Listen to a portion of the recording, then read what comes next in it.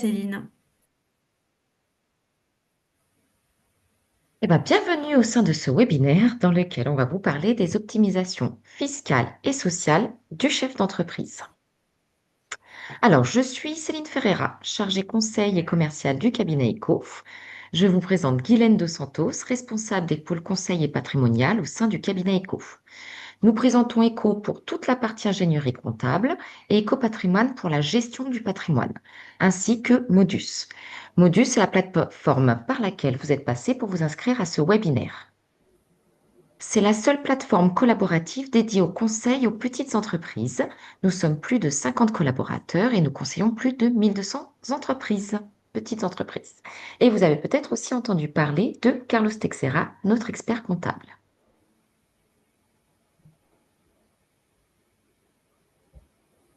Je vous montre ce schéma pour vous indiquer tous les domaines d'intervention du cabinet ECO afin de vous apporter les meilleurs conseils possibles tout au long de notre relation.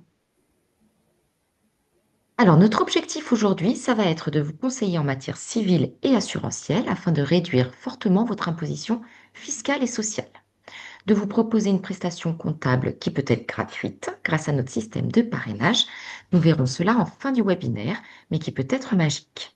Ce qui va être important, c'est de ne pas attendre le bilan pour nous demander comment payer moins d'impôts. Il va falloir le faire quand on va vous préconiser de le faire. Il y a des réductions qui se préparent en amont, et des optimisations qui se préparent dès le départ. On va vous parler aujourd'hui, ce sont nos produits et nos optimisations. Vous pourrez toujours comparer à côté, mais ce n'est pas toujours la même chose. Vous pouvez toujours payer 20 euros hors taxes de moins par mois pour finalement payer plus de 30 000 euros de plus de taxes par an. Dans un premier temps, on va vous présenter les différentes optimisations fiscales et sociales du chef d'entreprise. Et dans un second temps, on vous parlera du devis de la mission comptable fiscale et juridique. Ok. Normalement, vous avez dû recevoir un mail qui se présente comme celui-ci. Donc, dans ce mail, il y a des liens pour remplir un certain nombre d'informations. Il y a également des codes. Les codes vous permettent d'accéder à Modus et remplir ces informations. Certains l'ont peut-être déjà fait, pour les autres, vous pourrez le faire plus tard. L'idée, c'est dans un premier lien, il y a la fiche prise de connaissance qui se présente comme celle-ci. Comme vous pouvez le voir à l'écran, c'est la fiche par rapport à votre activité, votre entreprise, d'accord? On attend une levée de fonds pour améliorer l'UX. L'essentiel des informations est là et cela nous permet de mieux vous conseiller sur votre activité et le type de structure à envisager si ce n'est pas encore créé. Ensuite, il y a un second lien, c'est la fiche patrimoniale. Là, ça nous permet de mieux connaître votre contexte et ainsi vous apporter le meilleur conseil possible. D'accord? Car votre contexte personnel est très important, que ce soit pour les optimisations éventuellement, que ce soit pour le type d'entreprise ou le type d'imposition à choisir.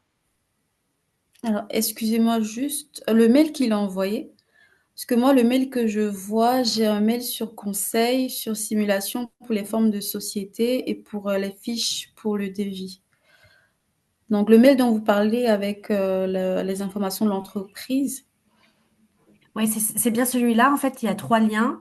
Sur le premier lien, quand vous cliquez dessus, vous allez revenir sur cet écran-ci où il y a les informations de l'entreprise. En faisant le suivant, il demande des informations sur l'activité, etc.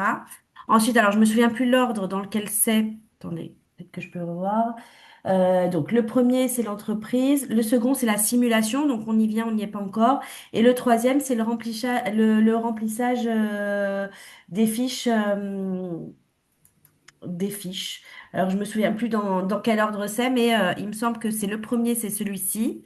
Le second lien, c'est celui-là. Et le troisième lien de mémoire, c'est celui-ci. Donc, c'est celui que Céline vient de vous présenter. Ok, ça marche. Ça marche? Et le troisième lien, donc, c'est la petite simulation que tu allais dire. Oui. Ok. Ensuite, il y a ce troisième lien que l'on a breveté. Celui-ci va vous permettre d'accéder en temps réel à un simulateur qui va vous permettre de voir quelles sont les différentes formes de société et laquelle est la plus appropriée en fonction de votre situation. D'où l'importance vraiment des informations que vous allez nous communiquer, puisque ce sont des informations que l'on reprend et qui seront indiquées dans ce simulateur. Ce simulateur, vous y avez accès. Généralement, nous, on le reprend et on vous renvoie notre compte-rendu avec notre analyse, mais vous pouvez aussi y accéder sans problème. Une fois que vous avez tout rempli, on vous envoie donc une analyse patrimoniale qui est gratuite et avec la liste des optimisations à mettre en place ainsi que le devis d'expertise comptable. Vous aurez tout en un, d'accord? Une analyse vraiment complète et le devis. Ok. Si vous signez ensuite avec nous, vous retrouverez les optimisations que l'on vous aura préconisées dans votre espace privé. Ensuite, on vous enverra un timing, un rétro-planning qui vous indique tout simplement quand il faudra mettre les choses en place. Il y a des choses à mettre en place dès le départ et d'autres à mettre en place dans 6 mois. D'accord? Ok. Alors, on va commencer par les optimisations fiscales et sociales du chef d'entreprise, que l'entreprise soit créée ou non. Si votre entreprise est créée mais pas sur la bonne forme juridique, on verra comment on peut le corriger. Alors, voici les différents points que l'on va aborder sur notre première partie.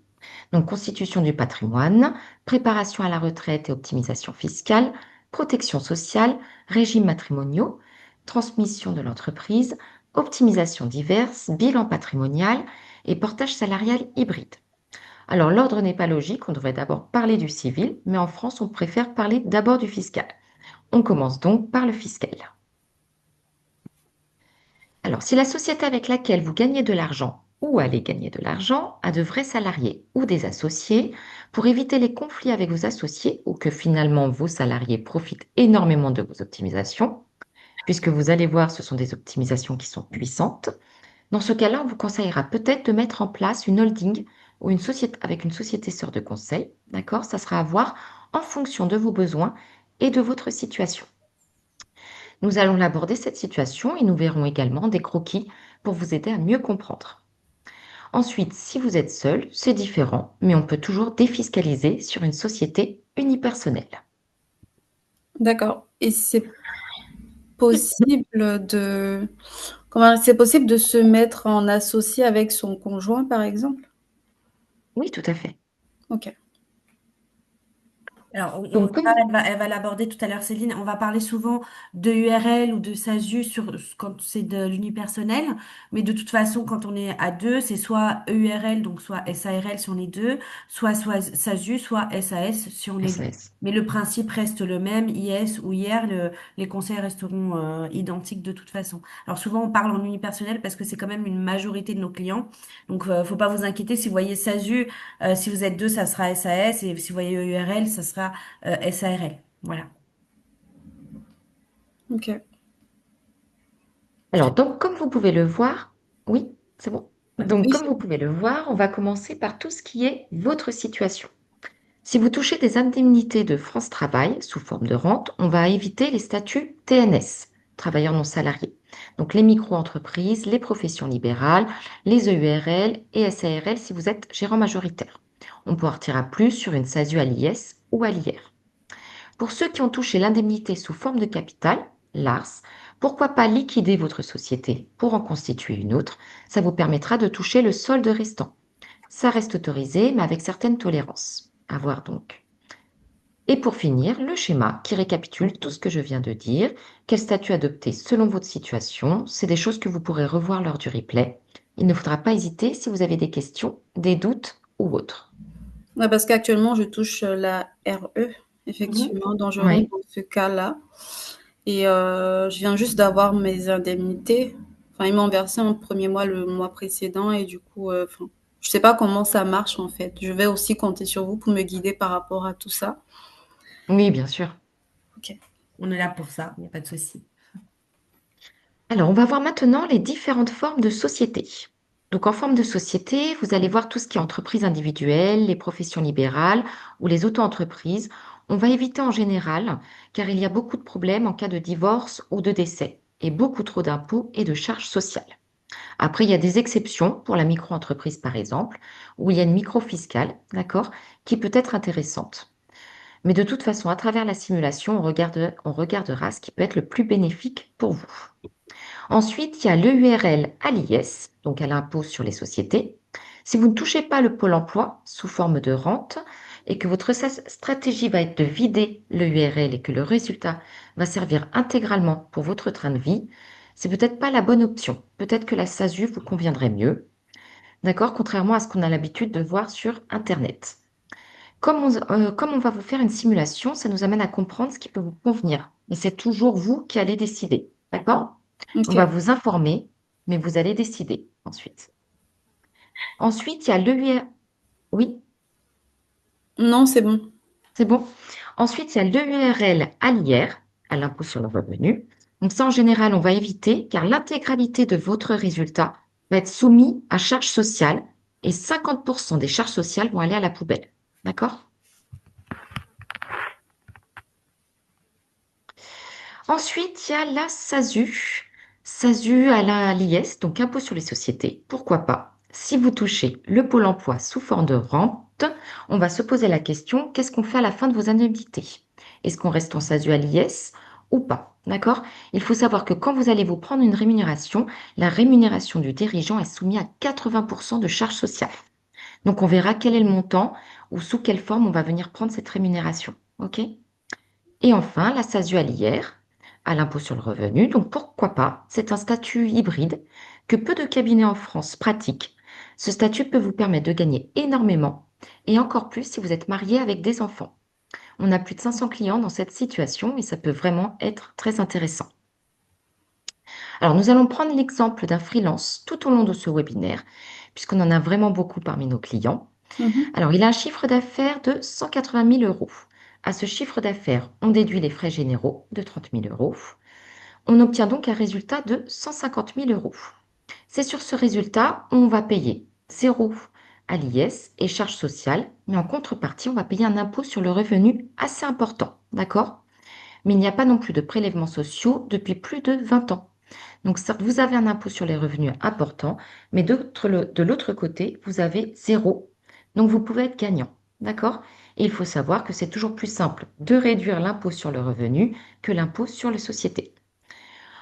On a des réductions sur les deux, mais c'est toujours plus simple de réduire l'impôt sur le revenu. Ensuite, si vous avez de vrais salariés ou de vrais associés, pourquoi pas Excusez-moi, mettre... Oui, excusez-moi. Sur le schéma précédent, si, il choisit une structure à l'IR, du coup, il paye pas d'impôt sur les sociétés. C'est ça tout que à vous fait. dites? Oui, tout à fait. Pas d'impôt sur les sociétés, pas de charges sociales. En fait, Mais par contre, votre bénéfice va être imposé sur votre imposition personnelle, du coup. Mais du coup, en contrepartie, vous ne payez pas d'impôt sur société. Donc après, en fonction de votre environnement familial, de votre foyer, l'IR par moment peut être plus intéressant, du coup. Donc il y a même pas de prélèvements sociaux de la société, il y a rien du tout. Tout va Alors, passer sur ses voilà, revenus. exactement. En tout à fait. clair, contrairement à l'impôt sur société, je me permets Céline, hein, Vas-y, vas-y. contrairement quand vous êtes à l'impôt sur société, où là vous avez l'impôt sur société et vous avez soit une flat tax sur les dividendes que vous souhaitez vous prendre, là c'est la totalité de votre bénéfice qui va être à l'IR, du coup, à l'impôt sur le revenu, donc vraiment déclaré sur votre avis d'imposition personnelle. En contrepartie, donc vous n'avez pas d'impôt sur société ni de flat tax sur la partie dividende. En revanche, donc forcément, ça va créer un impôt sur revenu assez important qui va être lissé par rapport à votre quotient familial, d'accord? En théorie, il y a des prélèvements sociaux, sauf qu'ils ne sont pas appelés depuis plus de 20 ans. C'est ce que Céline a dit, en fait. En général, il y a ça, sauf que les organismes ne se mettent pas d'accord sur qui doit prélever. Et ça, depuis plus de 20 ans. Donc, à l'heure actuelle, de toute façon, quand on vous fait la simulation, vous allez voir, il y a plusieurs colonnes. Il y aura la colonne SASU-IS, SASU-IR. Et à la fin, de toute façon, nous, on distingue toujours la partie prélèvements sociaux qui doit être prélevée, mais à savoir que c'est une indication, puisqu'à l'heure actuelle, ce n'est pas le cas. D'accord. Et pour ceux qui touchent la RE, du coup, c'est pas avantageux de faire, une impôt sur le revenu parce que tout va basculer et ça risque de réduire leur rente, le montant de la rente. En fait, non. L'ARE est cumulable à la SASU, que ce soit à l'IS ou à l'IR. En fait, l'ARE est cumulable avec les revenus qui ne sont pas soumis à charge sociale. Donc, les SASU IR ne sont pas soumises à charge sociale. Tout ce qui est BNC, du coup, est cumulable, en fait. La seule chose, c'est que vous êtes inscrit à Pôle emploi France Travail depuis quand? Depuis, le 7 mai. J'ai commencé mes droits à partir du 14 mai. Ok, donc c'est récent. Donc vous 14 faites mois. partie de la nouvelle réforme, c'est-à-dire que en tant que créateur, que ce soit IS ou IR, à partir du moment où vous faites une création d'entreprise, ils vont réévaluer et ils vont vous donner 60% de vos droits à Pôle Emploi en fait. C'est-à-dire que s'ils ils vont vous communiquer le montant de votre rente, d'accord? Ils vont vous donner un montant. Et en fait, à partir du moment où vous allez dire que vous créez votre société, que ce soit IS ou IR, hein, ça de toute façon, il n'y a pas de distinction. Ils vont dire, bah voilà, vous allez avoir le droit à 60% de vos droits calculés, en fait. D'accord. Voilà, c'est le petit changement qu'il y a eu là en avril. Et en fait, c'est comme l'ACRE en fait. L'ACRE, c'était 60%. Et en fait, à partir du moment où vous êtes créateur, ils ont un petit peu harmonisé tout ça, de sorte à ce que ce soit pareil, que ce soit ou en rente ou en capital. D'accord. Et les 40%, ils les donnent à un moment donné? Alors, les 40%, c'est à la fin, d'accord? C'est sur dossier que vous devez leur transmettre. C'est un dossier que vous créez. On n'a pas encore assez de recul pour dire quelles sont les conditions de recevabilité pour les 40%. Avant, c'est-à-dire avant, même pour les personnes qui percevaient l'ACRE, on avait, aujourd'hui, on n'a plus ce recul, puisque même eux, c'est assez flou entre guillemets, ils savent pas trop. En fait, ils vont aller regarder si la société est rentable, on suppose, voir si vous pouvez vous reverser un salaire. Après, c'est malheureusement, on n'a pas assez de recul, c'est d'avril, donc on ne sait pas sous quelles sont les conditions pour avoir ces 40%. Une chose est certaine, c'est si vous arrêtez votre société, vous percevez ces 40%. Malheureusement, on ne sait pas dans quel cas on a une certitude de percevoir ces 40%. C'est sur dossier. D'accord. Ok. Je te laisse continuer, Céline. Oui, pardon. Non. Excusez-moi.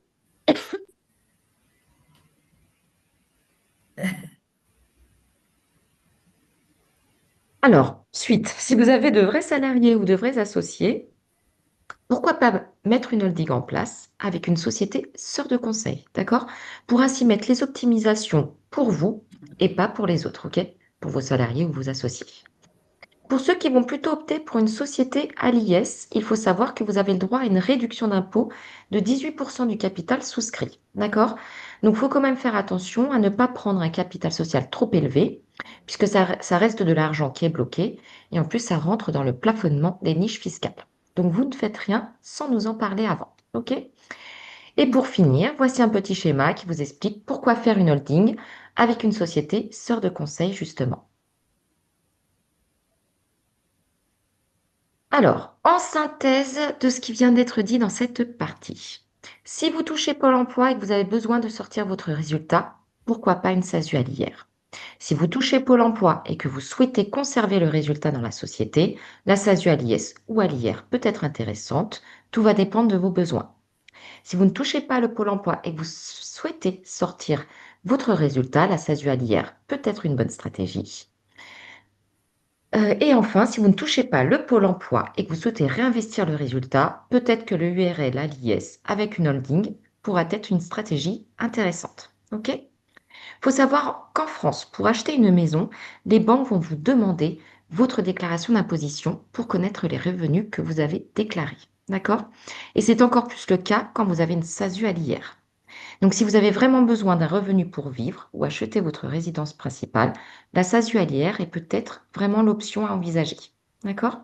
Par contre, si vous n'avez pas besoin de sortir de trésorerie, ou très peu, faut voir, peut-être que la SASU à l'IR ou la SASU à l'IS ou même le URL peut être intéressante, mais encore une fois, cela va dépendre de votre situation, de vos besoins et de vos objectifs. Est-ce que c'est possible d'acheter avec sa holding? Enfin, comment dire? Parce que là, vous parlez d'acheter une maison Mhm. à titre personnel. Alors, acheter avec sa holding une résidence principale? Oui, par exemple, ou en investissement. Alors, pour de l'investissement locatif, oui, tout à fait. La résidence principale, c'est plus compliqué à cause des histoires d'abus de droit, etc. Faut faire très attention à ça, en fait. Donc, en général, si c'est pour de la résidence principale, c'est mieux d'acheter en direct. Sauf après pour des fois, dans certains cas, les SCI familiales, etc., où il y a bien une notion c'est la résidence principale de l'associé. Mais voilà, il faut faire vraiment très attention puisque il faut pas non plus que votre société finance du coup votre résidence principale. Tout dépend de la situation, sauf s'il y a un peu de locatif, etc. Pour de l'investissement locatif, oui, tout à fait. Avec une holding, c'est tout à fait envisageable dans le sens où une partie du résultat, et on va le voir hein, de toute façon justement dans deux, trois schémas de mémoire, que c'est une possibilité, oui, tout à fait. Ok. Je vais prendre un petit peu le relais pour vous expliquer un petit peu comment ça fonctionne justement. Ce petit schéma, c'est surtout pour vous montrer pourquoi on va s'orienter vers tel ou tel régime ou telle société. Ce qui est important, ce sont vraiment les encadrés en bleu qui vous montrent où se mettent en place ces optimisations. Et ça montre bien que les optimisations qu'on met en place viennent bien avant impôt sur le résultat et non pas après. Pour info, donc en général, l'immobilier vient avant et l'assurantiel vient après. Pour comparer un petit peu l'IR et l'IS, on va faire un petit comparatif. En général, ce que vous trouvez plus souvent, ça va être des comparatifs entre une EURL et une SASU sur Internet. C'est pas réellement ça qui va être important. Comme l'a dit Céline, c'est vraiment votre besoin. Ils peuvent évoluer, hein. Aujourd'hui, vous êtes peut-être célibataire, sans enfant. Dans 3 ans, ça sera plus le cas. Donc, on va faire le comparatif entre l'IR et l'IS. On part du chiffre d'affaires. On commence sur le chiffre d'affaires, on va déduire les frais généraux et on obtient donc un résultat d'activité. Sur ce résultat d'activité, on obtient donc la rémunération de l'entrepreneur. On obtient donc, non, on prend donc la rémunération de l'entrepreneur. Sauf si vous touchez Pôle emploi, puisque si vous touchez Pôle emploi, vous ne prenez pas de rémunération. OK? Et donc, on obtient donc un résultat d'activité après rémunération. Et c'est vraiment sur ce résultat après rémunération qu'on va venir mettre en place les optimisations, d'accord? De sorte à ce qu'elles viennent bien avant impôt sur le résultat, d'accord? Et non pas après. Et de cette façon, ça va permettre de réduire très fortement votre impôt sur le résultat, le plus fort possible. Et de cette façon, vous allez pouvoir vous retrouver avec un résultat après impôt le plus fort possible. Excusez-moi, du Oui? coup, vous avez dit quelque chose, c'est que si on touche Pôle emploi, on ne prend pas de rémunération. Mais sauf qu'avec la nouvelle loi, vous avez dit aussi que 60% de la rente vous est versée. Donc, Ah, du coup, oui, parce qu'en fait, rémunération, quand je dis rémunération, c'est salaire. D'accord? Vous n'avez pas de fiche de paye. OK? Ça, c'est la condition sine qua non pour avoir du pôle emploi. En revanche, avec la nouvelle réforme qui est passée, effectivement, à partir du moment où vous êtes créateur d'entreprise, quelle que soit la forme juridique de l'entreprise, quelle que soit votre imposition, bah, vous avez les droits sont recalculés à 60% de ce que vous avez le droit. Ce n'est pas parce que vous prenez une rémunération, mais c'est parce que vous êtes créateur d'entreprise. d'accord, donc on ne peut pas cumuler ces droits-là qui me seront versés avec une rémunération d'entreprise. C'est ça? Avec une rémunération type salaire, fiche de paye. Vous allez pouvoir cumuler Pôle emploi avec des dividendes. Vous allez pouvoir cumuler Pôle emploi avec des bénéfices, d'accord, des BNC de la SASU. Par contre, vous ne pouvez pas vous prendre de fiche de paye. Donc, si vous voulez prendre une rémunération en tant que dirigeant de société, donc vraiment avoir un salaire qui vous rémunère, ce n'est pas possible. Par contre, les dividendes, c'est-à-dire qui sont basés en fonction du bénéfice de la société, c'est possible. D'accord. Et dernière question, s'il vous plaît. Ces Ah, 60% qui sont versés par Pôle emploi sous forme de rente, ils sont versés en one shot. non, maintenant c'est une alors c'est soit vous choisissez l'ARS pardon et là c'est one shot en deux fois pardon, c'est toujours en deux fois, c'est-à-dire 150% des 60% et un et 60% des autres de restants. Soit sinon c'est sous forme de rente comme vous avez actuellement par exemple. Peut-être Ah, que vous ok. n'avez pas vu que vous c'était en mai, je ne sais pas si vous avez directement commencé à toucher, mais c'est juste qu'ils vont réévaluer le montant de vos droits en fait. D'accord, ok, je C'est votre comprends. montant. Ok. Voilà. Et donc, en fonction de si la société est à Liès ou à Lierre, voilà comment ça se passe. Si elle est à Liès, en fait, bah, si vous avez des projets, pourquoi pas créer une holding justement pour investir dans d'autres domaines, ok?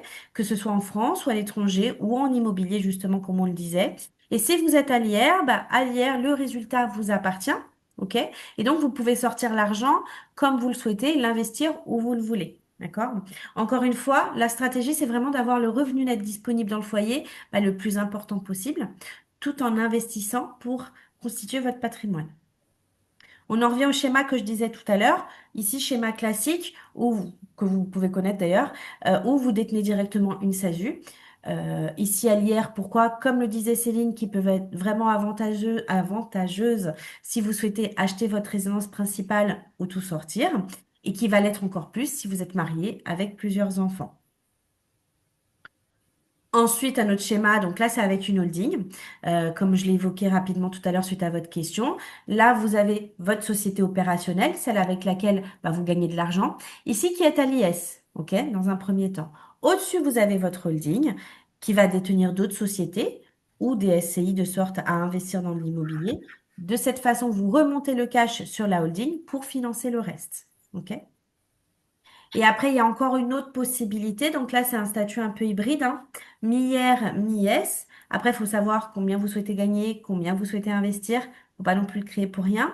Mais à titre d'exemple, donc là, vous avez votre société opérationnelle, mais qui est à l'IR cette fois-ci, qui va dégager de l'argent, d'accord? Une partie va sur la holding, l'autre partie va chez vous directement en fonction du taux de détention. Donc dans mon exemple, il y a 40-60. Donc 40% va sur la holding à l'IS. De cette façon, vous n'allez pas être imposé à l'impôt sur les revenus pour cette partie-là, mais à l'impôt sur société, d'accord? Et ainsi, de l'autre côté, vous allez pouvoir réinvestir dans une SCI à l'IS, par exemple.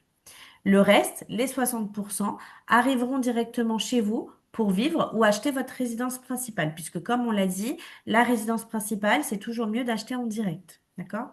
Donc, Hmm. voilà. Vous avez une question? Vous avez dit que ça permet de mettre de l'argent de côté, cette Alors, structure. ce système-là, celui-ci, va vous permettre de dégager, si vous avez vraiment besoin de sortir de l'argent de la société et que bah, votre environnement, disons, soit plus favorable à l'IR, va vous permettre de sortir de l'argent et en même temps, justement, de dégager une autre partie qui n'est pas, du coup, qui ne sera pas dans votre imposition sur le revenu à l'IS, de sorte à, oui, bah, investir dans de l'immobilier, par exemple. Et de toute façon, vu que j'ai l'art, je ne peux pas faire cette structure-ci. C'est pas complémentaire. Cette structure-ci? Bah, si, si. Puisque, alors ici, vous avez la SAS à l'IR. Donc, ah, on a bien vu que c'était possible. Ici, la SASU à l'IR, on a bien vu que qu'il n'y a pas de souci. La seule chose, c'est qu'encore une fois, faut pas vous prendre de salaire, en fait.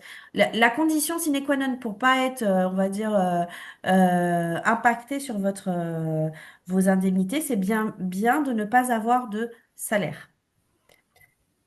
D'accord? Ouais, ouais, parce que si je prends une SASU, là on est sur les SAS, ok.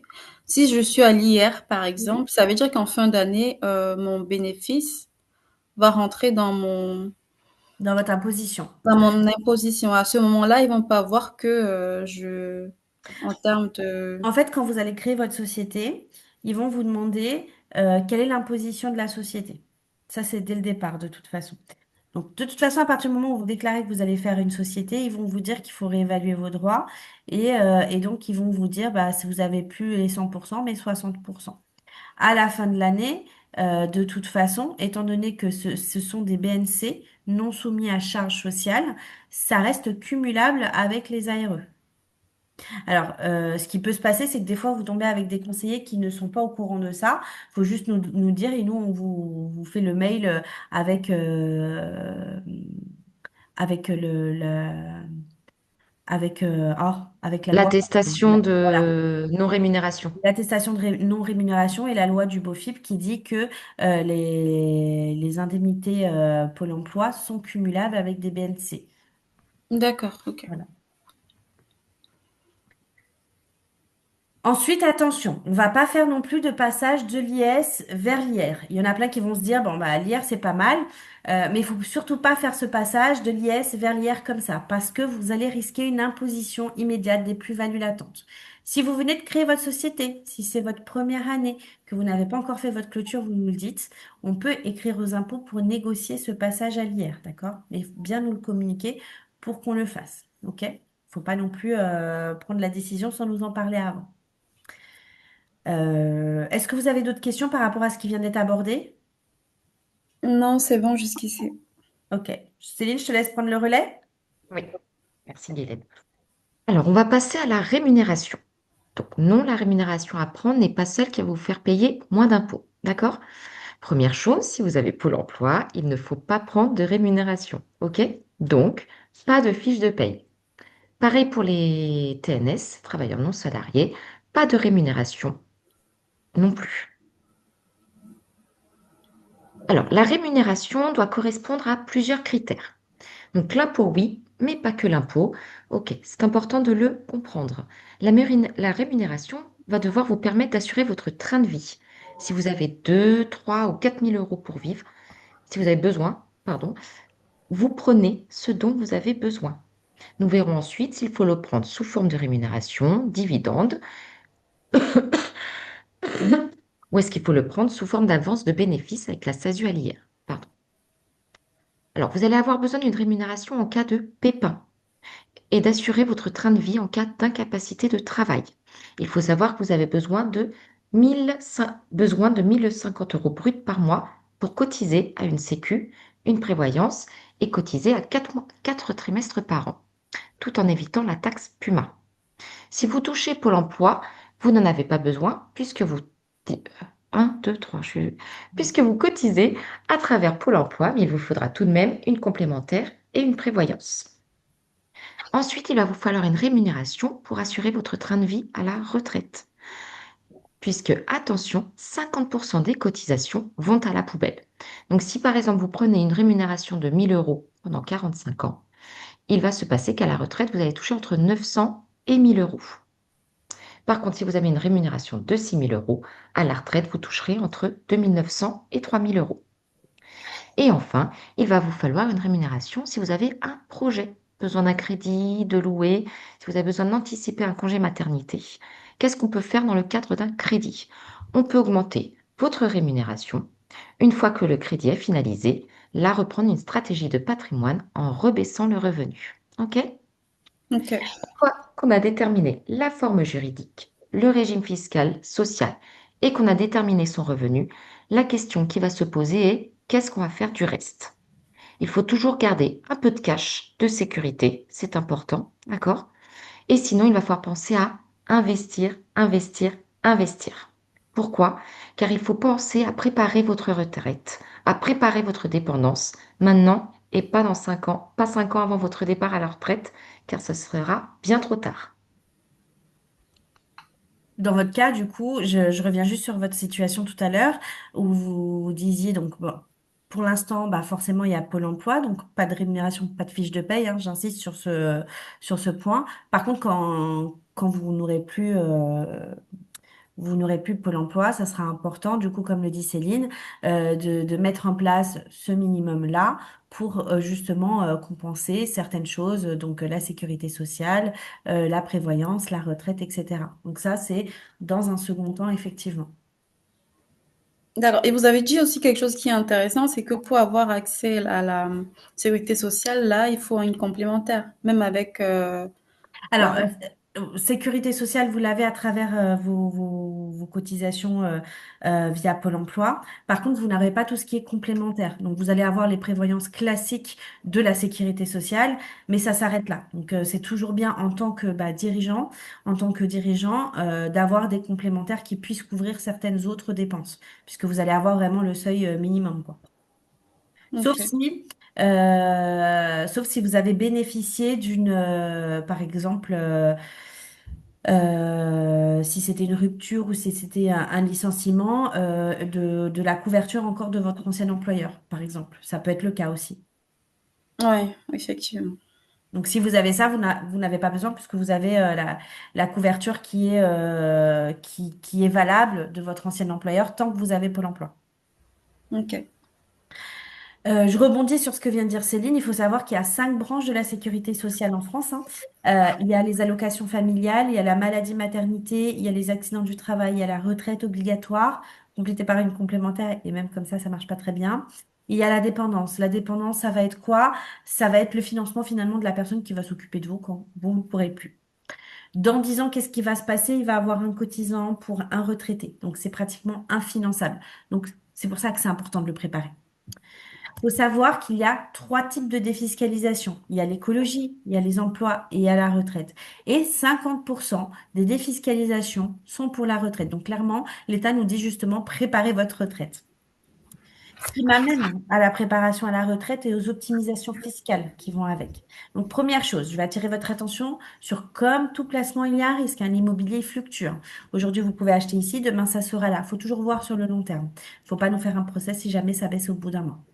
Ensuite, c'est aussi important de ne pas aller vers une solution uniquement à cause de sa fiscalité. Dire, ah bah, chouette, là, il y a une fiscalité intéressante. Faut pas faire ça. Faut toujours allier le bon placement et la bonne fiscalité. Je donne l'exemple des Pinel que les gens ont acheté il y a quelques années en arrière, puisque maintenant, ça n'est plus commercialisé. Les personnes qui ont acheté les Pinel au fin fond de la France, au bout de 6, 9 ou 12 ans, vont certainement vouloir le revendre. Ça sera peut-être un revendable. Donc vraiment, toujours allier justement la bonne fiscalité, puisqu'ils ont bénéficié de cette fiscalité, mais finalement, c'était peut-être pas un bon placement s'ils n'arrivent pas à le revendre. Pourquoi ce sera pas revendable? Pas parce que, alors, si c'est au fin fond de la France, en fonction de est-ce que c'était le bon endroit, d'accord, où vous avez acheté. Des fois, il y a plein de programmes qui ont eu lieu en même temps d'Épinel et tous les programmes vont être mis en vente en même temps. Puisque bah, au bout des 12 ans de défiscalisation ou de 9 ans en fonction de la durée que vous avez choisie, bah, si tout le monde qui a acheté en même temps, puisque c'est le programme neuf, ils vont certainement mettre en vente en même temps. Donc ce qui va se passer, c'est qu'il y aura plein de programmes mis en vente en même temps.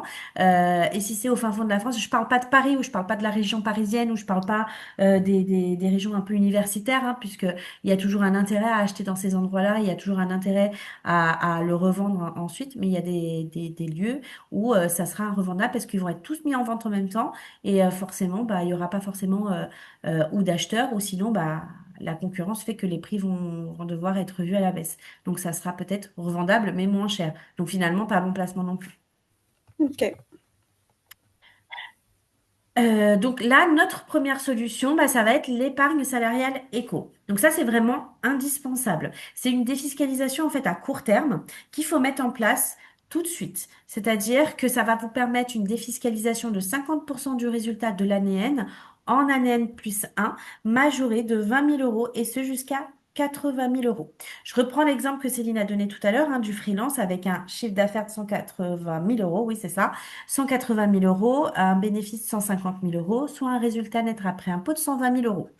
Ici, on pourra donc défiscaliser en N plus 1, pardon, en N plus 1, 80 000 euros, c'est-à-dire 50% des 120 000, 60, donc 60 plus 20, 80 000 euros, et avoir accès à la prime de partage de valeur en N plus 1.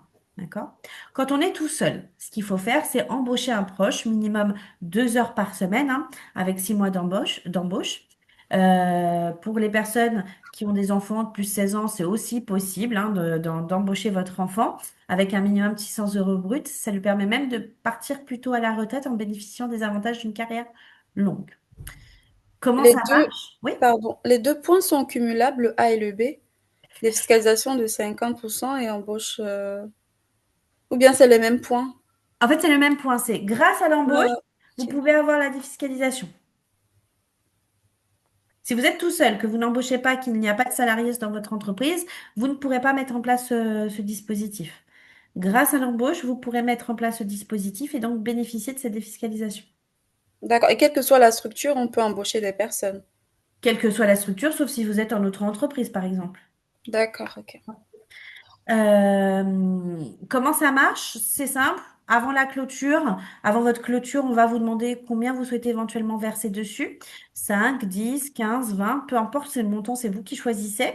Attention, hein, l'argent va être bloqué pour une durée de 5 ans. C'est comme tout contrat d'épargne salariale, mais avec des possibilités de déblocage anticipé. C'est-à-dire que si par exemple vous versez 30 000 euros sur votre épargne salariale, qu'au bout de 2 ans, vous rentrez dans un des motifs de déblocage anticipé, achat d'une résidence principale, mariage, Pacs, troisième enfant, achat d'un véhicule électrique, il y a quoi d'autre? Rénovation énergétique.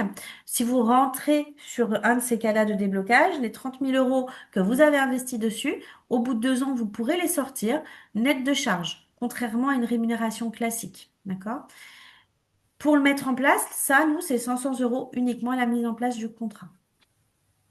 D'accord. Il n'y a pas de système d'abondement comme on voit souvent Si, avec les si, entreprises. justement. Si. C'est ça qui permet justement de pouvoir défiscaliser jusqu'à 80 000 euros. C'est grâce à ce système d'abondement. Si. D'accord, donc Sinon, on comme peut. vous, si vous Ouais. étiez salarié, vous aviez l'épargne salariale en tant que salarié.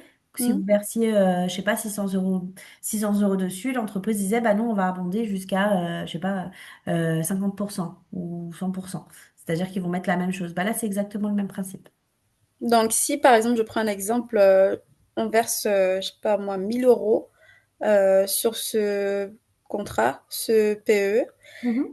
et du coup, au bout de 5 ans, on peut faire x5, ou bien c'est pas comme ça que Alors, ça c'est marche? jusqu'à 300% l'abondement. Et après, ça dépend du montant de votre versement. Et donc, en fonction de votre versement, 300%, et ça va dépendre et la société va verser dessus. Et ça va permettre à la société de défiscaliser. Et cet argent, au lieu de le sortir comme un salarié classique où vous avez des charges, etc., bah, du coup, c'est net de charges. Donc, c'est ça qui est intéressant. Donc, ça fait x3, c'est ça que vous dites, 300%. 300%, oui. Ok, ok. Voilà. Ensuite, il y a l'immobilier. Donc là, c'est une stratégie à long terme. Le locataire va payer l'équivalent de votre emprunt. Donc si par exemple, vous avez un loyer de 1 000 euros, un crédit de 1 000 euros, bon, on voit bien qu'ici, il n'y a pas de cash à gagner. Donc on va pas faire une stratégie pour défiscaliser sur du cash qu'on n'a pas. On va plus s'orienter vers une stratégie à l'IS. En général, on commence tranquillement, hein. Un premier bien à 150 000, un second bien à 200 000, etc. Euh, de cette façon, les loyers augmentent grâce à l'inflation, mais pas le crédit. Donc, ça permet que tout s'autogère. Et en plus, les banques bah, vous accompagnent au fur et à mesure. Il faut pas non plus aller vers une stratégie où vous commencez vers un bien directement à 1 ou 2 millions d'euros. Déjà, peut-être que vous n'avez pas les reins assez costauds, hein, mais en plus de ça, bah, les banques n'aiment pas cette stratégie et ne vous accompagnent pas. Donc, la stratégie à l'IS est en fonction de votre résultat, mais sur un plus faible résultat, et vous allez payer 15% d'IS. OK? Et à côté de ça, vous ne paierez pas d'impôt sur le revenu ni de charges sociales. Ce qui m'amène justement au revenu foncier, où là, on va éviter en général, je dis bien en général, où il n'y a pas d'amortissement comptable et vous allez justement payer en fonction de votre TMI. Donc, si vous avez une TMI à 30%, vous allez payer 47% d'impôt alors que vous n'avez pas gagné de cash. Si vous voulez acheter en direct, optez pour une stratégie en direct, optez plutôt pour de la location meublée. Donc, c'est la partie de droite de mon tableau, où là, vous allez payer 47% d'impôts, mais sur un plus faible résultat grâce à l'amortissement comptable. D'accord? Par contre, attention aux locations courte durée, où il y a le risque de TVA, où il y a le risque de charges sociales au-delà de 23 000 euros de revenus. Donc, il faut faire attention. Et faut faire attention si vous bénéficiez des avantages de la LMNP, si vous souhaitez revendre le bien, puisque depuis 2025, il y a la loi de finances qui dit que les amortissements dont vous bénéficiez sont réintégrés au moment de la vente. Donc, on vous expliquera à ce moment-là, au moment venu, hein, si c'est quelque chose que vous souhaitez envisager, on vous expliquera un petit peu comment ça marche. Mais en général, privilégiez les montages à l'IS. Donc nous, on vous accompagne sur la partie du montage, sur la réflexion, sur le montage, sur les préconisations, d'accord? Après, on peut aussi vous accompagner sur la partie de recherche de biens immobiliers en passant par Revenu Pierre et Nexity, ok? Et ensuite, si vous souhaitez un accompagnement pour la banque, on peut vous rediriger vers nos prestataires, nos partenaires, pardon, puisqu'on est également courtier. Alors, je n'ai pas très bien compris la différence entre sur la slide précédente, Ouais. entre le A et le B. Non, en fait, vous recommandez de se constituer un patrimoine à l'IS. Et dans le B, c'est un patrimoine qui n'est pas l'IS, c'est ça? Alors, c'est ça. Ici, la première partie, c'est à l'IS, donc SCI, d'accord, par exemple, à l'IS. Et ici, le de B, c'est tout ce qui est en direct. Donc, vous achetez directement sans passer par une société, d'accord? Il y a la partie revenu foncier, où vous achetez un bien et vous le mettez en location classique. Et la partie location meublée, vous achetez un bien en location meublée pour bénéficier de la LMNP, d'accord? Donc ça, c'est cette partie-là, c'est la deuxième partie du tableau. LMNP, il faut faire attention puisque si c'est de la courte durée, est-ce que ça rentre en para-atelier ou pas? Est-ce que c'est du Airbnb ou pas? Bref, il y a des petites choses à faire attention. Mais là, la location meublée, donc vous achetez un bien en direct sans passer par une société, c'est vous, madame, qui achetez le bien. Vous le mettez en meublé. Donc ici, vous avez une fiscalité un peu plus intéressante si vous vous mettez en location meublée non professionnelle. Parce que moi, en fait, j'ai les deux. J'ai déjà un Pinel et j'ai des biens en LMNP. D'accord? Donc, ça va pas m'empêcher demain d'avoir des biens à l'IS. Que je Non, pourrais non, faire aussi en oui, location meublée. oui, oui, vous pouvez avoir des biens à l'IS sans problème. D'accord. Et est-ce qu'il y a, comment dire, pour que la banque me prête, est-ce que je dois avoir 3 ans de... D'ancienneté sur la société? C'est ça. Alors oui, en général, les banques demandent 3 ans. Des fois, au bout de 2 ans, 2 ans et demi, elles acceptent. Ça va dépendre aussi parce qu'elles vont regarder votre ancienneté. Si vous êtes marié? C'est pour bientôt. D'accord. Donc, on va partir du principe que vous êtes marié. Ils vont aller regarder si vous achetez en commun, si vous ne faites pas de contrat de mariage. Ils vont aller regarder également le revenu du conjoint, d'accord? Mhm. Si par exemple la société a 1 an, mais que le revenu du conjoint permet que tout rentre dans les revenus du conjoint plus les revenus locatifs rentrent dans le taux capacité d'endettement, 1, 2, 3, le taux de capacité d'endettement recommandé, ça peut passer. Par contre, en général, euh, le problème, c'est quand on achète à deux, etc., bah forcément, bah, vous avez déjà d'autres biens. Donc, la capacité d'endettement, elle est déjà, on va dire, un petit peu au taquet. Donc, oui, faut en général attendre effectivement d'avoir 2 ans, 2 ans et demi d'ancienneté facile pour pouvoir acheter un bien à l'IS. Enfin, un bien, tout court. Que ce soit à l'IS ou D'accord. pas d'ailleurs. Ok. Par contre, si vous créez une SCI, la SCI ne doit pas avoir 3 ans, hein, qu'on soit bien d'accord. Ce qui doit avoir 3 ans, c'est votre société opérationnelle, celle qui vous rapporte de l'argent, celle avec laquelle vous sortez votre argent. La SCI, elle peut être toute récente, puisque la SCI vient généralement pour un bien immobilier en particulier. Donc la SCI, il n'y a pas de problème d'ancienneté, j'ai envie de dire. C'est vraiment votre société opérationnelle qui doit avoir un minimum d'ancienneté. D'accord. Ensuite, il y a une troisième stratégie. Donc ça, c'est le PER éco. Donc c'est le plan épargne retraite éco qui va bénéficier d'une défiscalisation immédiate. Donc pour rappel, de slide avant, on a vu l'épargne salariale qui va permettre donc de défiscaliser jusqu'à 80 000 euros mais l'année suivante. Mais en année N, on va vous faire une simulation de voir combien vous allez payer d'impôts. Et si on s'aperçoit que vous allez payer beaucoup d'impôts sur le revenu, bah là, on va vous proposer de verser sur le PER éco. Qui finalement est le même produit que l'épargne salariale. Donc ça, c'est vraiment super avantageux parce que vous allez avoir une solution avec deux stratégies différentes. Et ça, c'est quelque chose qu'on fait sur mesure.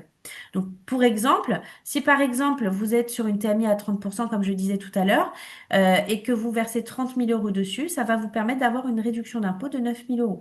Et ce qui est vraiment super intéressant, c'est que dans votre situation, vous touchez Pôle emploi, vous allez vraiment jusqu'à la fin de vos droits, bah, vous allez pouvoir récupérer les 30 000 euros que vous avez versés dessus sans repayer les 9 000 euros que vous avez eu en réduction d'impôt. Donc là, ça fait vraiment une rentabilité de plus de 30%.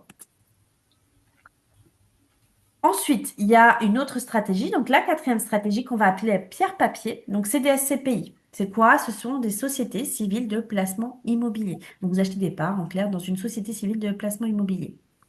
Là, c'est vraiment une stratégie à long terme, hein, en recommandé sur 10 ans environ. La particularité ici, ça va être le démembrement qu'on met en place. Donc, la société va acheter des SCPI et placer panier moyen 30 000 euros à 2, 3 ou 4% pendant 10, 20 ou 30 ou 40 ans. Mais là, ce qui est vraiment intéressant, c'est que le jour où vous arrêtez votre société, c'est vous qui allez récupérer l'intégralité de votre placement net d'impôt. Et comme ça, quand vous allez revendre personnellement, ce sera net d'impôt. Pour ça, nous, on travaille avec Pierre Capital de Swiss Life.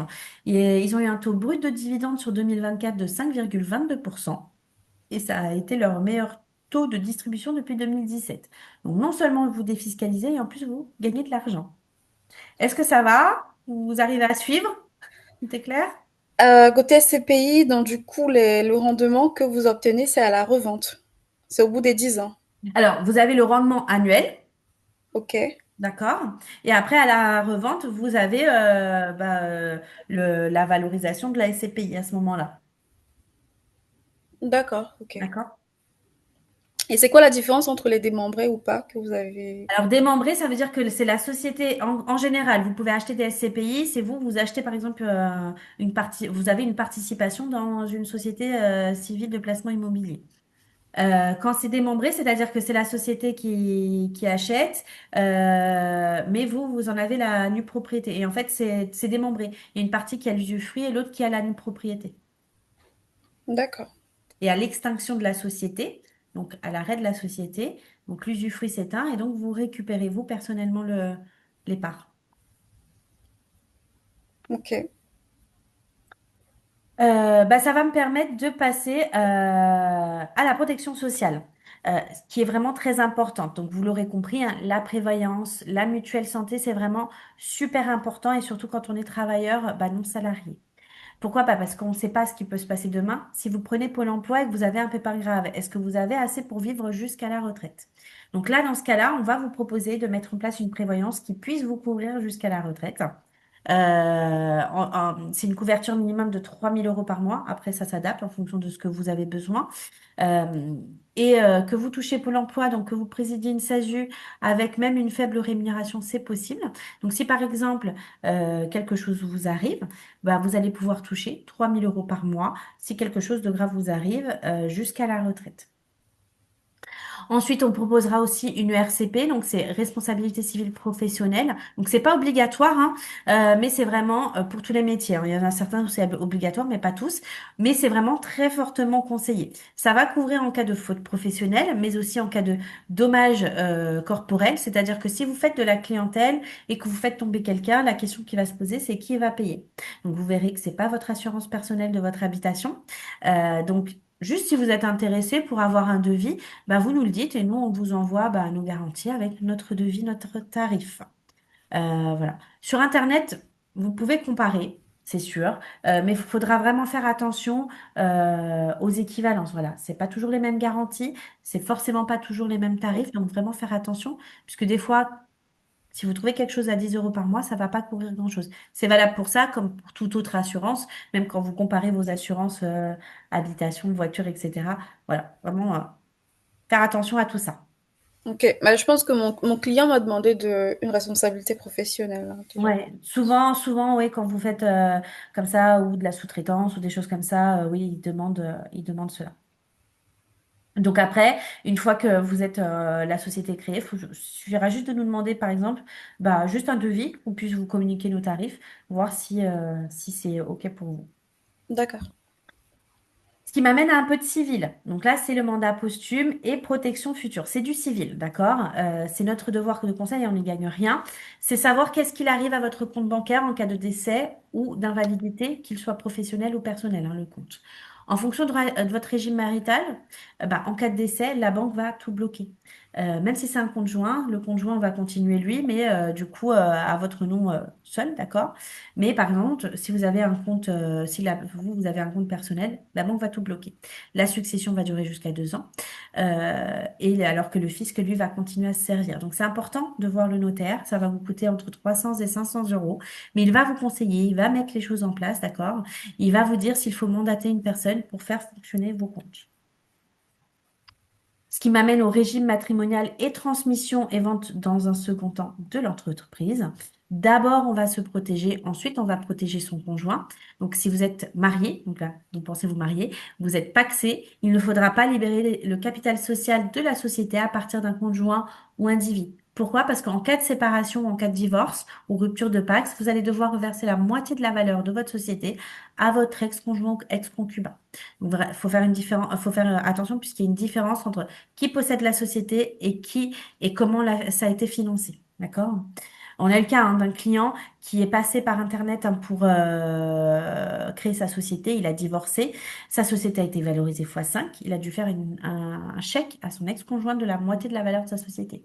Si je reprends mon freelance de tout à l'heure, avec un bénéfice de 150 000 € valorisé x5, ça fait 750 000 €, soit moitié 375 000 €. Donc voilà, c'est du droit. L'expertise comptable, ça reste du droit du droit civil, du droit des affaires, du droit bancaire, assurantiel également. Donc, ici, dans cette situation, on l'aurait guidé, hein, on lui aurait ajouté 10 mots, on aurait fait un remploi de fonds et il aurait été sauvé. D'accord? Donc, il faut vraiment vous laisser vous guider. Donc, Ensuite, en fait, ce que vous êtes en train de dire, c'est qu'il faut vous prévenir en cas de potentielle séparation, c'est ça? exactement. Toujours nous informer, divorce, mariage, voir s'il y a des choses à, à faire, etc. Oui. Et même au moment de la constitution de la société, c'est important de nous dire si vous êtes marié, justement, est-ce qu'il y a des choses à prévoir? Si vous n'êtes pas encore marié, bon bah ça simplifie puisque bah forcément bah il n'y a pas d'histoire de revenus du foyer, etc. Mais oui, oui, chaque changement de situation est important à nous signaler. Des Ok. fois, il n'y a rien à faire puisque certaines choses ont déjà été prévues en amont et on vous dira, bah non, tout est OK, tout est parfait. Mais des fois, il y a des choses à savoir, des choses à faire et à prévoir.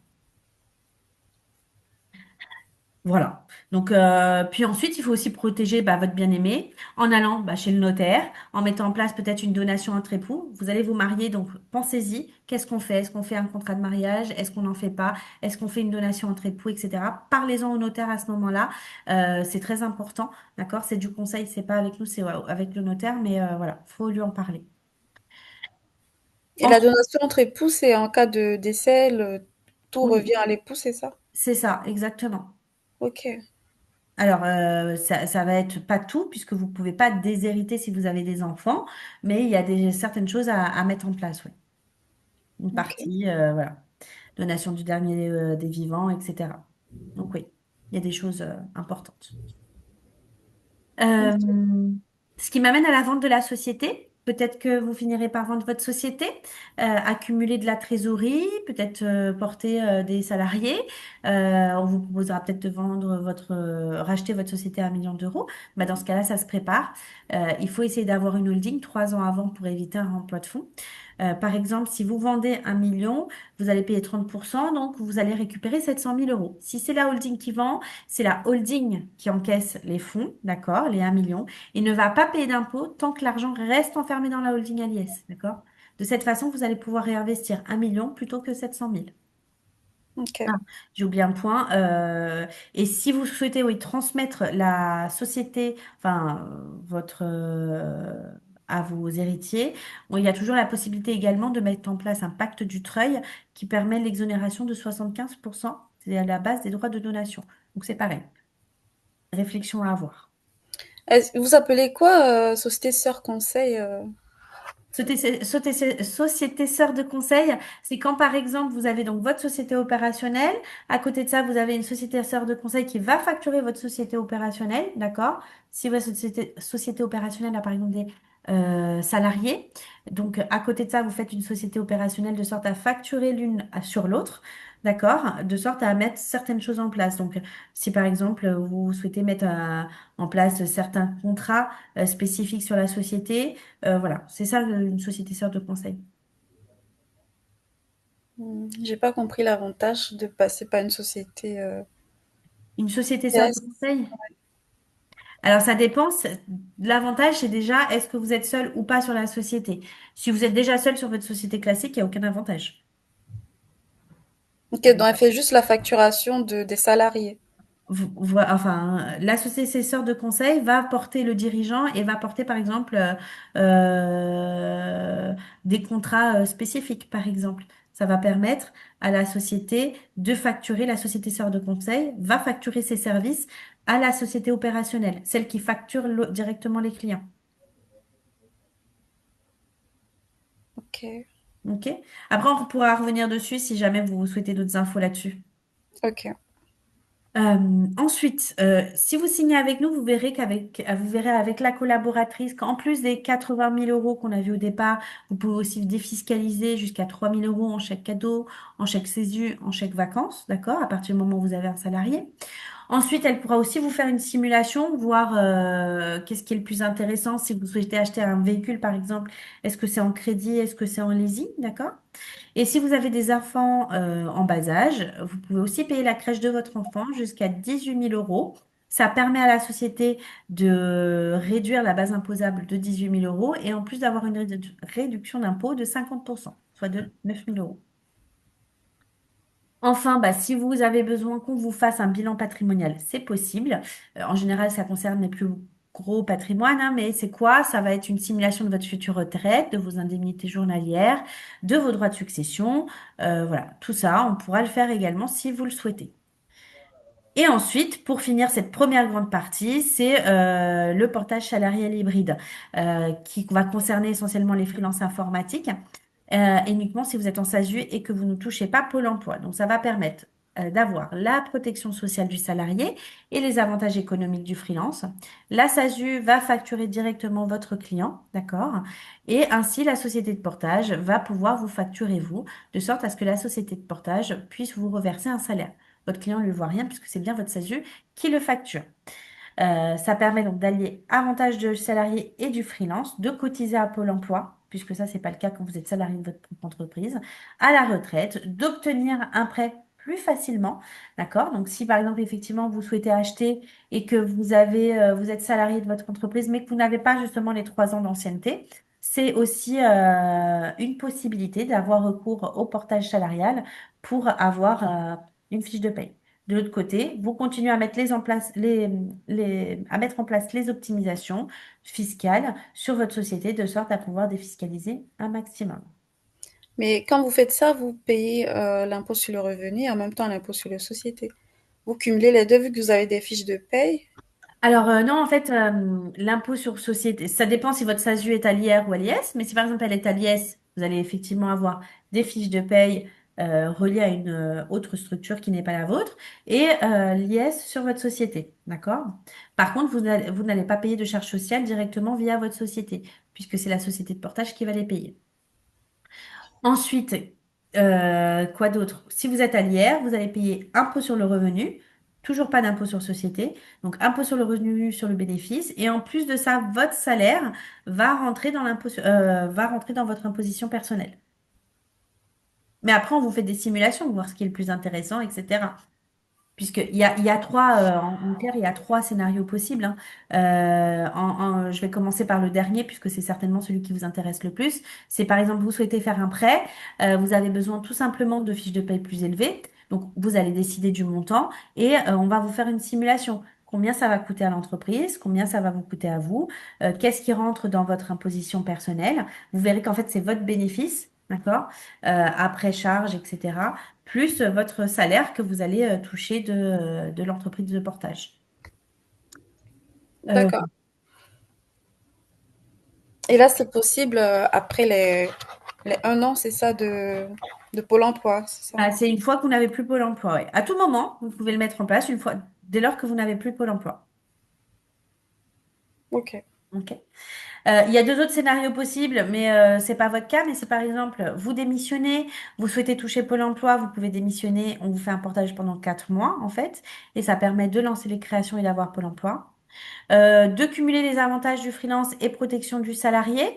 Bah là, on pourra vous faire un portage à hauteur du salaire minimum conventionnel, en plus du premier scénario que je vous ai dit tout à l'heure. Donc, il faut savoir que pour ce montage, Eco apparaît tous les ans sur Le Parisien et l'IFEC et est apparu il y a quelques années déjà sur Le Parisien.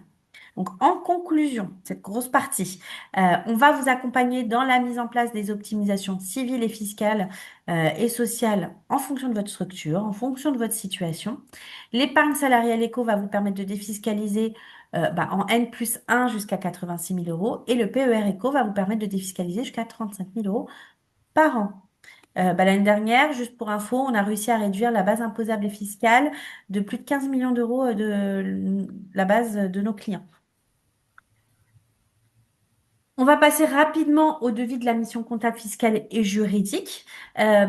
Faut savoir, comme le disait Céline en tout départ, que grâce à notre système de parrainage, vous pouvez gagner jusqu'à 300 euros sur votre compte personnel par client tous les ans. Donc ça veut dire que si vous nous apportez un exemple 10 clients et qui reste client et qui paye, hein, bien sûr, vous allez pouvoir gagner jusqu'à 3000 euros sans rien faire, tant qu'il paye, hein.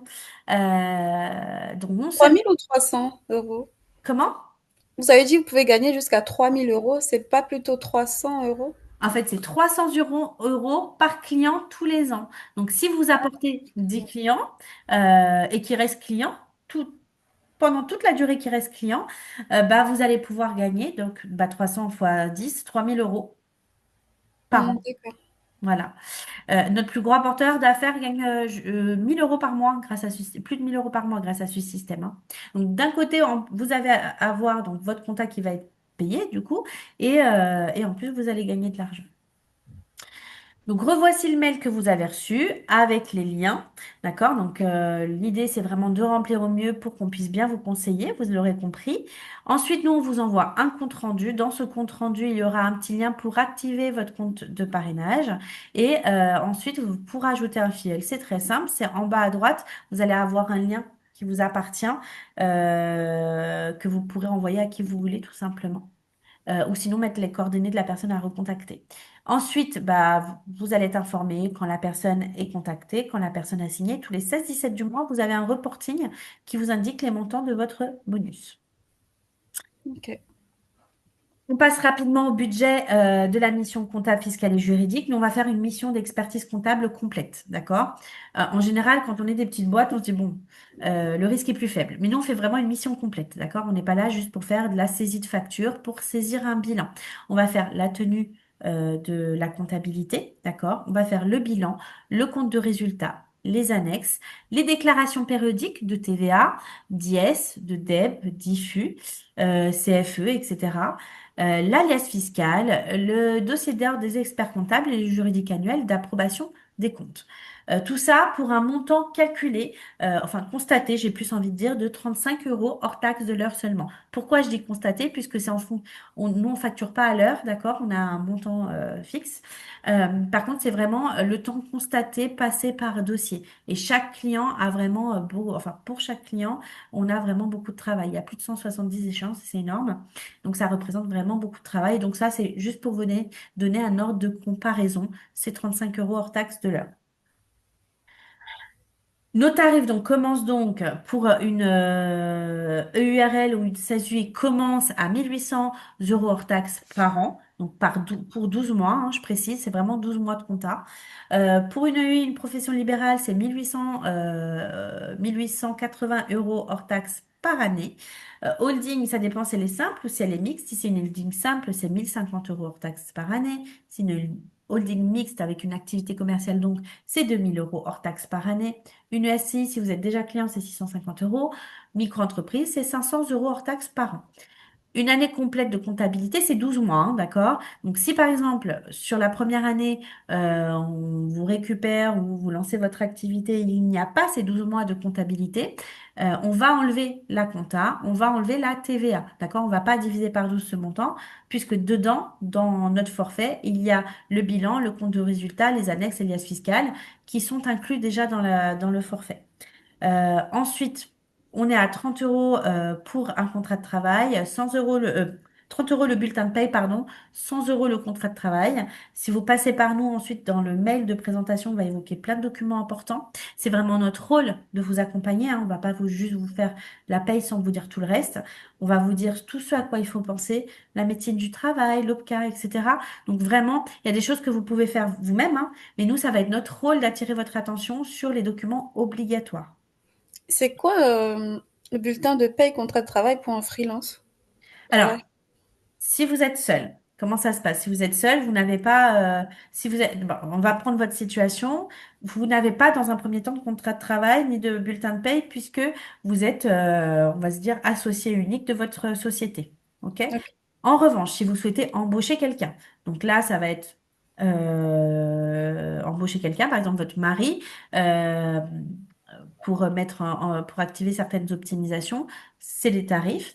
Et si par exemple, une fois que vous n'avez plus de Pôle emploi, il vous faudra quand même cette fameuse rémunération minimum, donc ce fameux salaire minimum de 1050 euros comme on l'évoquait. Donc, ce n'est pas obligé de faire un contrat de travail en tant qu'associé unique et président. Par contre, il vous faudra quand même un bulletin de paye et là, c'est 30 euros le bulletin de paye. C'est 30 euros par mois ou comment c'est? Oui, oui, oui, 30 euros par mois par bulletin de paye. Waouh, ok. Voilà. Ensuite, le paiement se fait par prélèvement mensuel.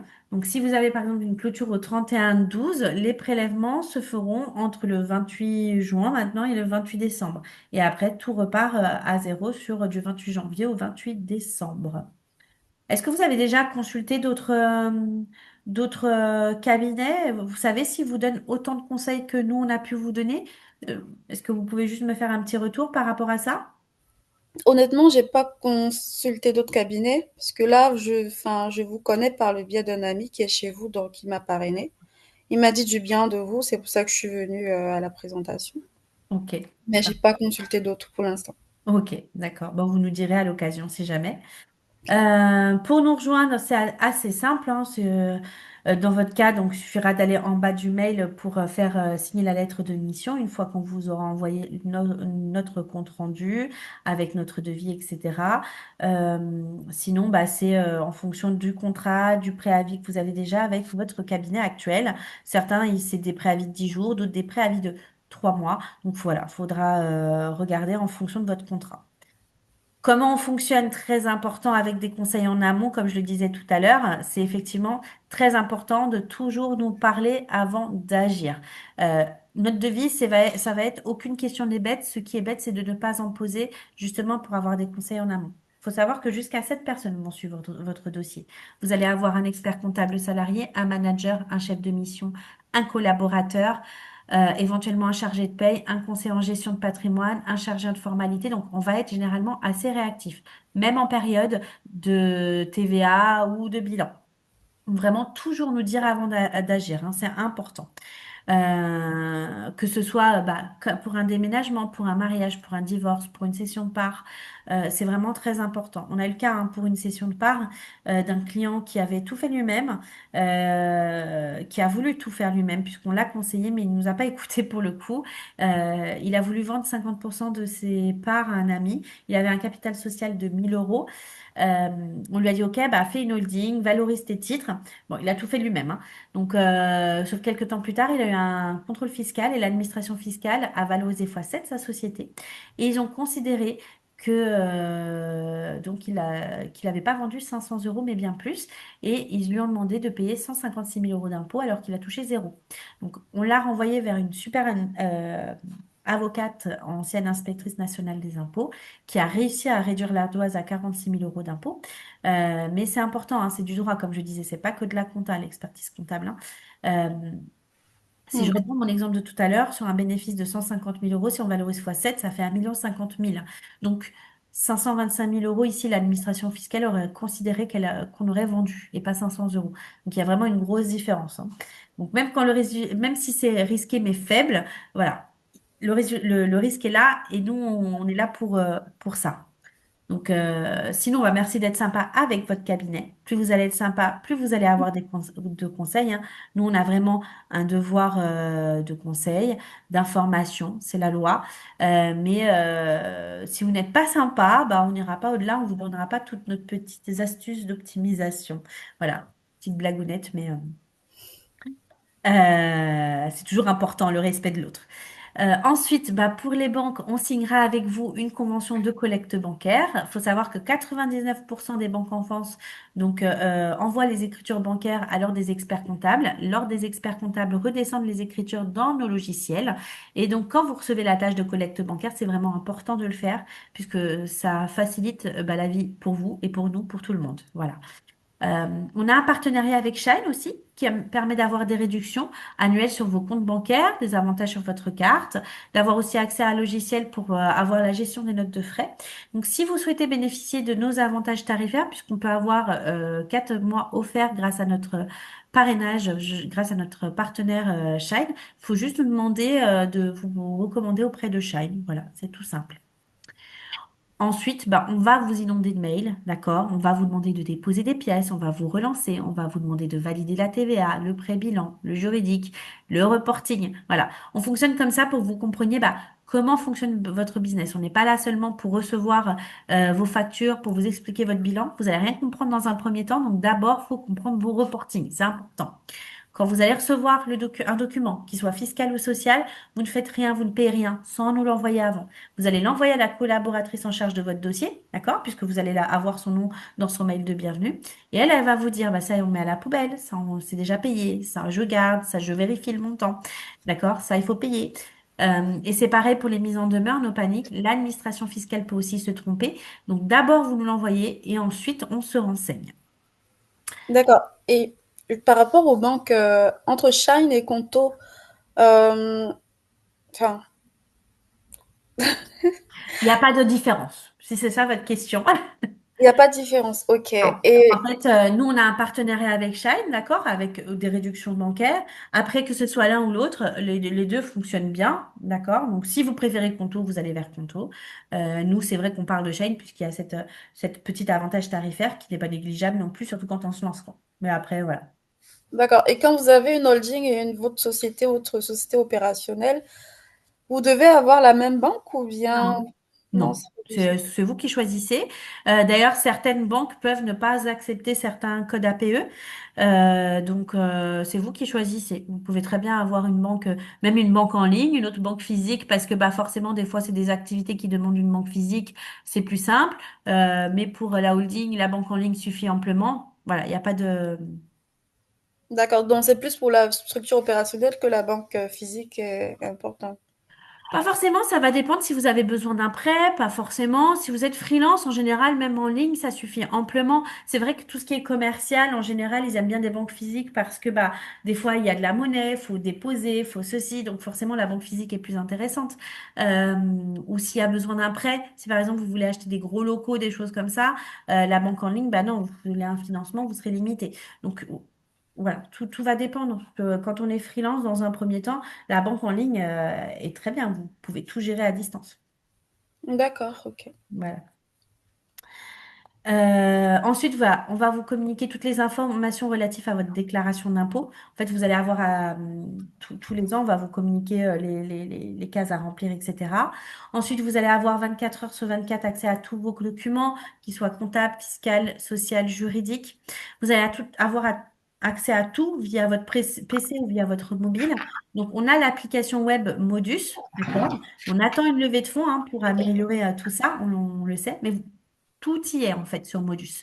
Vous allez avoir accès également à votre balance et à votre grand livre et également à votre reporting comme je vous disais tout à l'heure. Donc là, on va vous inviter, si vous le souhaitez, tous les mois à remplir ensuite les colonnes en vert pour savoir où est-ce que vous voulez aller et avoir nos conseils en optimisation. Si votre société n'est pas créée, on pourra vous guider sur la date d'inscription à France Travail si ce n'est pas déjà fait. On vous rédigera vos actes. On vous dira quand déposer le capital social à la banque. On vous dira quand immatriculer votre société. Et ensuite, si vous souhaitez passer par nous pour l'immatriculation, donc pour cette dernière partie, donc c'est 500 euros TTC pour la Chambre des métiers, commerce, pardon, Chambre des commerces, 500 euros TTC pour la Chambre des commerces. Holding, c'est 700 euros TTC si ça vient après la filiale ou 500 si ça vient avant la filiale. Et la Chambre des métiers, c'est 800 euros TTC. Voilà. Donc, remplissez Euh, bien vos fiches. Oui. question, vous parlez de la chambre des commerces, c'est pas que pour les structures informatiques, on a aussi besoin de la chambre de commerce? Oui, vous, c'est Chambre des commerces, c'est pas métier. Ah, En fait, il OK. y en a deux. Il y a deux tribunaux, deux greffes. C'est soit ça va à la Chambre des métiers, soit à la Chambre des commerces. Donc vous, en tant qu'informatique, c'est que Chambre des commerces, c'est pas métier. Métier, c'est tout ce qui est artisan, boulanger, voilà. C'est pas. Mais vous, c'est métier, c'est commerce. D'accord, donc si Ça j'ai coûte besoin moins de cher. vous pour OK, si j'ai besoin de vous pour l'immatriculation de ma société, pour la créer, il Oui. faudrait que je prévoie, vous avez dit 500 € c'est ça? 500 euros, oui. Alors, la rédaction est inclue est gratuite dans notre mission, d'accord? Par contre, c'est vraiment l'enregistrement. Donc, c'est l'apparition au journal officiel, l'enregistrement au greffe, etc.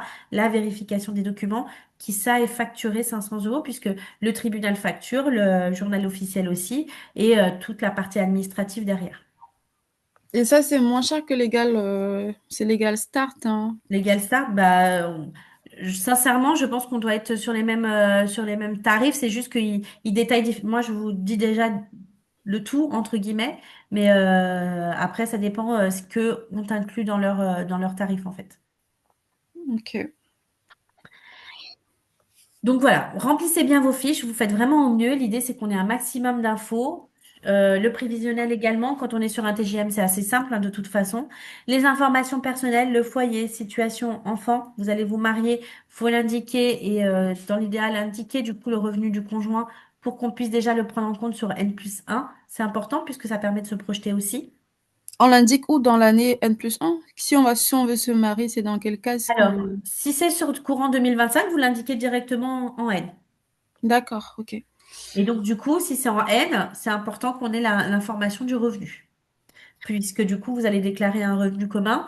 Et donc, du coup, c'est important pour qu'on puisse vous faire la simulation la plus correcte possible. D'accord. Et du coup, les frais de création de société vont être répercutés sur l'entreprise, je En suppose. fait, voilà, vous, en général, comment ça se passe? Vous faites votre capital social, d'accord? Vous bloquez votre capital social. Admettons, on part de 1 000 euros. C'est la moyenne. Après, Hmm, vous pouvez même faire 500. Enfin, il y d'accord. a pas de Ok, règle. bah top. Il n'y a pas de règle. Admettons, je dis 1 000 euros parce que vous allez comprendre pourquoi. Si vous faites 1 000 euros, ou même 500, vous faites 500 euros, d'accord, de capital, de blocage de capital social, vous bloquez. Dès que vous avez votre cabis, ces 500 euros sont libérés sur votre compte bancaire professionnel. Et les 500 euros que vous avez donc libérés vous permettront de payer euh, ces frais-là. Si jamais ça s'est pas fait entre-temps, parce que des fois, ça peut être plus long que tout le process. Si jamais ça s'est pas fait entre-temps, vous pouvez avancer ces 500 euros de création que vous récupérez en frais par la suite dès que la société est créée et que vous avez récupéré les sous sur la société. D'accord. Ok. D'accord. Donc voilà, remplissez bien au mieux. Comme ça, nous, après, on peut vous envoyer le compte-rendu de mission, vous envoyer le devis. Vous allez voir, le compte-rendu est très dense. Il résume tous les points qu'on vient de dire là, mais adapté à votre situation, forcément. Donc, il faudra pas hésiter à poser vos questions en couleur entre chaque paragraphe. Si vous avez besoin qu'on s'appelle, que ce soit avec moi ou avec Céline, voir si on se comprend sur la stratégie, pas de souci. Ensuite, pour signer la lettre de mission, c'est assez simple. Il suffit de suivre les étapes. D'accord? Si c'est pas déjà fait, en général, on crée un groupe WhatsApp avec Céline, Carlos et une autre personne, Ekmar, donc de chez nous, afin de répondre à certaines interrogations. Donc, si c'est pas déjà fait, ça peut être fait assez rapidement. Donc, vous inquiétez pas, si vous voyez un groupe se créer, c'est normal, c'est nous. C'est bien nous, il n'y a pas de fraude, il n'y a rien du tout. Mais Ok. ça permet des fois d'échanger plus rapidement. Donc, Euh, vous n'avez pas parlé de, comment ça s'appelle, des optimisations de la vie courante, genre les alors, repas, les trucs du genre, enfin. Alors, parce que ça va dépendre s'il y a des salariés, s'il n'y a pas de salariés. Ça, on les donne après en amont par mail, on donne les informations en supplément. Oui, il y a tout ce qui est, si vous travaillez de chez vous, tout ce qui est frais d'électricité, il y a des choses qui sont possibles, d'autres pas. Tout ce qui est frais de repas, etc., c'est pareil, ça dépend s'il y a des salariés ou pas. Quel type de structure, puisque si c'est une SASU à l'IS ou à l'IR, c'est pas les mêmes choses. Donc, c'est pour ça que je peux pas mal. Vous voyez, c'est déjà super long, donc je peux pas revenir dessus.